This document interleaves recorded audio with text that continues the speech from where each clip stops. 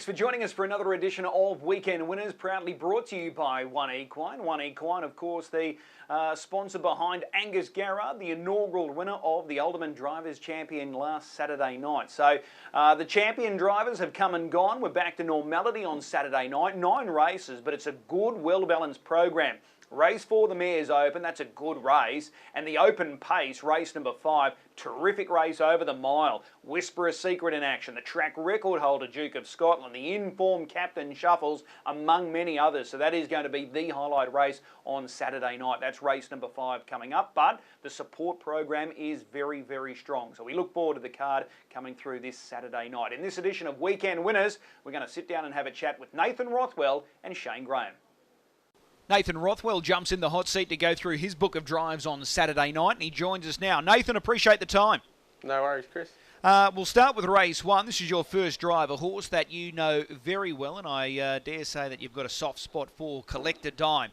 He lines up in this band 5 pace, good money up for grabs here. It's a deep race, though, and he's drawn out in 6. What was the first thoughts when you looked at this field earlier in the week? Yeah, look, it's another hard draw for him. He doesn't really have much luck with the odd draws, but yeah, look, it's another tricky race. Well, yeah, you know, he's obviously got options of going forward or back, but yeah, look, he's right up to the race, but you know, obviously just depends on the sort of run he gets. All right, last week he contested one of those Ultimate Driver races. He drew the second row. He ended up going to the marker line. So, what's the first sort of line of thought here? Do you think you can go forward and get handy, or are you likely just to drift back? He's a hard one because he likes gate speed, so you know, he's versatile in that way there, as you say. He can sort of be, you know, 3 pegs and punching gaps. So yeah, there's a bit of speed there. There's probably every chance. Probably have to go back and, you know, maybe try to punch for a good run and hope for some luck. Yeah, last week you look at the replay, probably didn't have a great deal of luck. He was sort of blocked for a run there at a vital stage. Found the line well once cleared. Did you think the run was okay last week? Yeah, I was really happy with the run. He didn't really look like he wanted to steer down to the inside either, so that definitely cost his chances. Okay. He is a horse that is near and dear to your heart. Do you know how many times you've won on this guy before? I reckon I've won about 7 or 8. Yeah, 7. Yeah. It's a great Crazy. record. Yeah, for sure. Yeah, he's only won the 12 races, and you've been behind him in 7 of those, so it's a good record. So you obviously know the horse well. You know what makes him tick. Yeah, definitely, Chris. It always helps when you know the horse. All right. Now, this race, as I said, strong race. Main dangers. Riley Rainbow looked unlucky last week. Momentum Swings a winner last week. Brett's Red was a winner last week. Free Thinker a winner last week, and they're all drawn to your inside. It is going to be a tough race. Yeah, definitely. There's some good form lines, you know, coming out of it. So, yeah, it's going to be hard for him, but, you know, we'll see how we go. All right, let's move across to race 2. Borsalino is your drive here. He's drawn the outside of the second row, so your luck with barrier draws hasn't improved here in race 2, and this race out a mile. How did you sort of rate his chances, Borsalino? Yeah, he's a horse that's been going well. It's definitely a bit of a step up in grade for him, which obviously doesn't help, but, you know, drawing 10 is probably not too bad for him. He should end up, you know, securing an easy enough run, you know, just as long as he gets it soft enough, I'm sure he'll be running on. You've driven him a number of times previously, haven't you? Yeah, I think I've driven him about maybe close to 10, yeah. Yeah. And he is a fast horse, so his speed's his best asset. So are you hoping for a heap of early pressure here? Oh, definitely, you know, that's what's going to help us get into the race. You know, it's just about probably securing that helmet at the right time, and if he gets that, well, I'm sure he'll be running on. It looks a race that there is a number of chances, but I think the main two are the ideally drawn pair, Risk Taker, Vinsanity. Do they look the hardest to beat? Yeah, I think so. You know, and hopefully they create a bit of speed early, you know, through the middle stages to sort of set it up for us. Okay, well, that's Borsalino there, race number 2. What about race 3? The more I looked at this race, the more confused I got. It looks wide open here. Your driver's Windy Hill Wally. This is another horse that you've had great success with previously. How does he sort of fit into this race? This is the Band 5 B division. Yeah, he's definitely up to this race. On form, looks a good race for him. Obviously, drawing 5 doesn't help. So, you know, he's another horse that doesn't really have much gate speed. So, maybe just slide across, or you know, and try to get, you know, as close enough as we can. But yeah, look, if he has any sort of luck, you know, he can definitely be right in it. how aggressive can you get with him at the start? As you said, he's not super sharp off the gate, but can you sort of crank him up a little bit? Can he get nice and handy fairly quickly here? Yeah, look, doesn't really matter how hard you sort of crank him up. He's not really a quick horse out. He's pretty lazy, really. You know, I find he's a bit better from the the other start. Yeah, this start's obviously, you know, it doesn't help. But yeah, look, he's probably a horse you just got to sort of float across with and try to get as handy as possible. Okay, there is speed drawn to your inside, but a lot of those horses are handover horses, so it'll be interesting to see how this race plays out. Speaking of distances, what's his ideal trip? Do you think he's better suited here at this distance range, 2,138 metres, or better at the mile? Either, really. You know, he's the sort of horse that's got stamina with the speed, so I couldn't really pinpoint a certain distance. You know, he like I said, he probably just comes out the gate a little bit better over the mile. That's probably the only difference, really. Okay, but he can win this race, can't he? Yeah, definitely. He's right in it for sure. Okay. Well, he's a good chance there, Windy Hill Wally. What about in race 6? You've picked up the drive here on Cosmic Fly. This is a Q-bred race, so they're all Q-bred horses going around here. His recent efforts of late have been really good. He's won 3 of his last 5. How do you rate his chances from the wide draw? Yeah, you know, draw doesn't help again, but you know, on paper, it sort of looks a good race for him. It's just another one we probably, you know, it'll help if the speed's on early. You know, and if he will sort of, you know, if he can get a card up as well into it at the right time, you know, he's pretty lethal. He's 10 a foot. Okay. Surely there's going to be a heap of speed when you look at that front row. There's a number of quick beginners there, so you'll be hoping for a stack of early pace. Yeah, you'd think for sure. Yeah, look, hopefully there's a quick first half there, and yeah, I reckon his chances definitely go up. All right. He's another one coming out of the Alderman Drivers race weekend last weekend. You probably take that race out. His form prior was magnificent, so he's well up to winning here despite the draw. Yeah, for sure. The race didn't really suit him last week, so but yeah, like you said, previous form to that was exceptional. All right. Correct me if I'm wrong here. Are you unbeaten on this horse? Are you 3 for 3? I think I must be 3 from 4. Okay. Yeah, but I think the last 3, I think I've won. Yeah, but he goes good, doesn't he? Oh, definitely. I actually think he's quite a progressive horse. You know, and he's sort of only just putting it together. And I even think, you know, next prep he'll come back a better horse. All right, well, that's a good chance there. Cosmic Flyer in race number 6. And then we look at race 8, a Perfect Dance. She was a winner 2 starts ago. She was 4th last week in one of those Alderman driver races. How does she line up here in this mare's quali? Yeah, another sticky draw, but, you know, we've got options there. Whether we want to use her early or just, you know, take our medicine and sort of slide across or go back. She's going well, so, you know, she's just another one that's probably going to rely on a bit of luck. I thought she was really good last week. Given that she got involved early and the pace was right on, I thought she battled on really well in the straight. She was rather courageous in many ways. Yeah, definitely. Look, she doesn't really show that sort of toughness, you know, after using her. You know, that first quarter, I think off the top of my head it was 26. Yeah, 26. So, yeah, look, she's, yeah, her run last week was very good. So, you know, she just needs to, you know, sort of lob in the right spot and, yeah, she's every chance. Are you more than likely to push the button at the start and try and, you know, get handy as quickly as possible? Oh, I think so. You know, it's going to be tempting to try to find a forward spot, but, yeah, you know, as we get closer to the race, we'll, you know, we'll obviously make a decision. All right. So of your drives on the weekend, which one are you most looking forward to? You've got some interesting drives there. I'd probably have to go with Windy Hill Wally. Yeah. It looks a winnable race for him. So race 3, number 5, Windy Hill Wally. Are you happy with the way the new year has started for you? Yeah, it's been good. You know, yeah, no complaints really. I think I've had, you know, just under 10 winners. So, yeah, you know, things are ticking along well. Are we aiming for more Saturday night success in 2025? Yeah, definitely. You know, I probably only had about 6 Metro winners last year. So if we can get that up, you know, like past 10, that'd be nice. Awesome. Hey, really appreciate the time. We'll see you trackside. No worries. Thanks, Chris.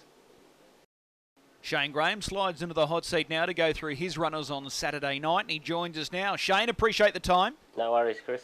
2 runners for you in this first race. Barrett, who's widely drawn, gate 7, and the very consistent Mossdale Terry, 2 off the second row. I think it's fair to say Mossdale Terry looks the better of the 2 chances here. Yeah, that's right. He, he never puts in a bad race, so from the draws, it definitely helps. He's been placed his last 9 starts, and including in that run, he's been placed in sub 50. He is super consistent. Yeah, that's right. He sort of races on a Saturday night, and he always runs a good race without winning. But if you're in the top 3 like he is, you don't complain. What will it take for him to win this race on the weekend? Oh, look, he's going to probably have to, from the draw, things are going to have to fall in his place a bit. He will need luck, and, I'm sure the one horse will take some beating. Okay, so if we sort of try and break down this form race, or the map, I should say, Riley Rainbow has good early speed, but likely to take a trail. So who do you think gets there first? Momentum Swing, who was able to win last week, or maybe even Free Thinker? Yeah, look, I don't know. You don't see Pete hand over too often, so he might just hold the top. You don't know what he's going to do, really. But, I think out of Riley Rainbow and Free Thinker, they're probably the top 2. Okay, so if she's holding, does that give you that extra option? Can you look to go 3 fence, or you're happy to punch through at the start and remain 1 off? Yeah, look, no, I think it's an option. You can drop down to 3 fence, but we'll have to just sum that up in the first 100 to see what what looks like happening up in front of us. When you look at that front row, it's going to generate pressure, which is going to suit you. Yeah, that's right. It's probably the 2100. I don't know whether you would want to go to the fence, but if it was a mile, you'd end up on the fence no matter what. But I think it's over the 21, so we'll have to just play it by ear. Yeah, it certainly is over the 2100. Well, that's Mossdale Terry. Barrett, he ran a ripper last week. He loomed like he was going to go straight past them last week. Yeah, it looked good on the turn. Kel and I were sitting down there and we thought he had him, but he's no star, but he's probably been racing pretty consistent his last 4 or 5 starts. So from the draw, look, he's going to be pushing it uphill, but he seems to be trying at the moment. So if things happen to get run upside down, he's a shot. All right, tell me this. They both went around last Saturday night, part of the UDC. Did you get any good feedback from either Björn Goop or Yannick Gingras? Yeah, look, Yannick was wrapped. He thought he had him at the top of the straight too, but he said just fizzled out. And Björn, well, he was real happy with Mossdale. He just said he probably should have got a bit more keener at the start and tried to be on the front end. But look, they were both happy with him. All right, let's go across to race 3, Glen Eagle to VC. He's second up last week. Yannick Gingras was his driver. You got barrier 1 here on the weekend. It's 2,138 metres. So what's the early plan? Lead and hand over? No, look, I think looking at the front line there, I think he's going good enough to lead. He was first up last week, and Yannick said he was looking for racetrack all the way down the straight. So he obviously went good last week. So I think at this stage we'll be looking to lead, and he has one in front. He's one with cover, so he's pretty versatile. All right, that's an important piece to this puzzle because it just looks so open. There was no real clear-cut horse in this race. So knowing that you're keen to lead here, that might make it a little bit easier to map. Yeah, well, that's right. Like you said, the front line, we've been lucky enough to draw 1, so we should be able to hold him because he does have quite good gate speed. So, with no standout there off the front line, I think you got to be confident and hold up for a bit anyway. Has he trained on this week? Yeah, he seems good. He's not the best of track workers, but we're happy enough with him. Okay, race 5. This is the Open, best race on the card. Turn it up. He's second up. What are we expecting here on the weekend? Yeah, look, I'm wrapped with the draw. Probably not wrapped with how hard the field is. It's I think it's probably one of the hardest opens we've had going around here for a bit. With all there's probably about 6 or 7 live winning chances. So look, the draw's good for him. We won't have to bust him off the gate, and he can just have a soft trip. And he seems good. Everything seems well with him. So I just see how he goes. Get driven cold, and hopefully he hits the line. Okay, so go back to that first up run. unplaced. He was used hard early there. It was 2,138 metres. What was the main takeaway from that race first up there with him? Yeah, look, it was pretty disappointing, really. He, you know, his work had been quite good, and you know, it was only a soft trial, but I was expecting him to go pretty well. But you know, he just down the straight was found wanting. So you know, I'm just hoping he needed the run a bit more than I thought, and hopefully improve sharply this week. Okay, so the fact that he's back at a mile and he's drawn the second row where you don't have to use him early, do you expect a sharper run? Yeah, look, I hope so. You know, like they're probably going to go 50 or better, so you know, it's going to be hard to be hitting the line, but you know, if he's not exerting any energy early, he should be better at the finish. So who's the main danger in this race? Is it Duke of Scotland, is it Jim RT, or is it Captain Shuffles? Oh, look, you know, there's a lot of them that, you know, pretty well.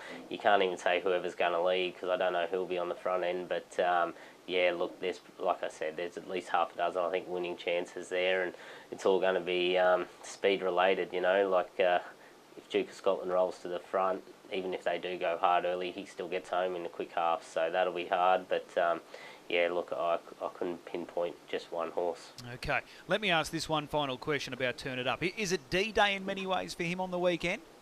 Yeah, look, you know, don't want to just punch him around for the sake of racing. So, yeah, look, he'll want to go quite well for me to sort of be happy to press on with him. All right. Race number 6. This is a Q-bred pace. Good lineup as well. You're driving a fit in-form filly here in Boston Bronski. She draws gate 2. Has she got winning claims here? Yeah, look, she's you know, she's come a long way in a short career. She sort of didn't seem to be much early, but you know, every start she's got better and better, and I think it's you know, it's not a super hard race. So, you know, she's probably got a half a hope there at running the top 4. It's a good point you raised, though. Early on, it looked a little shaky, but, gee, she's found form now. She's obviously maturing, getting stronger, and she's really thriving on the racing. Yeah, that's right. You know, that breed, they all seem to do it. You know, the more they get into their careers, the better they just keep improving with racing. So, and she's no different. Okay, she's got early speed. So, do you want to sort of try and stay handy? Yeah, I think you've got to be sort of stay handy and, you know, just be up there and hopefully let one of the better ones go. Okay, let's go across to race 8, Sheer Artistry. Another one coming out of last week's UDC meeting. Kate Gath had the drive. She went down narrowly. Looked the winner there at 1 point. Betting Jewel finishes over the top. Can she go one better here? Yeah, look, she's racing really well. You know, I was happy with her first up in a quick mile rate, and then, like you said last week, I think she was probably the run of the race. She was 4 wide from the 600s. So, you know, she has got the bad draw here. I think it's over the short trip too, but I think, you know, she is going to go further than just win the Mares QO. So, yeah, look, she'll be thereabouts. Yeah, her sectionals last week were really strong. She was sound first up sectionally, so third up, she's going to be nearing peak fitness now. Yeah, you'd think so. So, no, look, she's in with a good show. All right, and the last race, this is an interesting horse here. Victory Hill, because he's first up since the Trotters Christmas Cup. No trial. What are the expectations? Yeah, look, he can't knock his work. It's been good. I think the small field suits. But, you know, whatever he does, he should improve on. But, you know, it's a small field, but I think, you know, any one of those 6 could probably win it. Okay, GC Calder also represents your stable here. He's going a lot better. It's like he's finally adapted to our style of racing up here in Queensland. Is he a chance from the inside?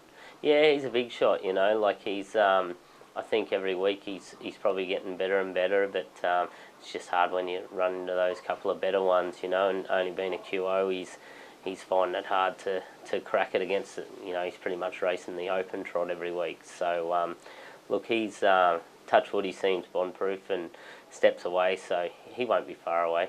Was it an easy choice, or were you always locked in for Victory Hill? Yeah, no, I was probably always going to, you know, I like Victory Hill, and he just has his few little quirks and that to drive him and that, so, you know, I was probably always going to drive him. All right. Which one are you most looking forward to on the weekend? I'd probably say Sheer Artistry. Okay, race 8, number 7, Sheer Artistry. As always, Shane, appreciate the time. We'll see you trackside. No worries. Thanks, Chris. A big thanks to our two drivers this week, Nathan Rothwell, Shane Graham. We wish them all the very best on Saturday night. Time now to find a good thing or two. I think we've got to be a little patient towards the back end of the program. I'm keen in the mares race, race 8, horse 7, Sheer Artistry. This is going to be her third run back this weekend. I think she's the class runner of the field. Yes, she's got to overcome the wide gate number 7. Thought she was sound first up, really good last week. Kate Gatt took the drive last week, ran second behind Betting Jewel. I think if she has any sort of luck going her way, she can storm down the outside and take victory. So I'm going to mark her as the best bet. I think she's primed and ready to go. Race 8, number 7, Sheer Artistry. That is the last leg of the quaddie. You might be able to go a little skinny there with Sheer Artistry in that final leg. Like I said, it's a good program coming our way on Saturday night. We've got 9 races. We kick off at 5:44. Looking forward to seeing everyone there. If you are gambling this weekend, please do so responsibly.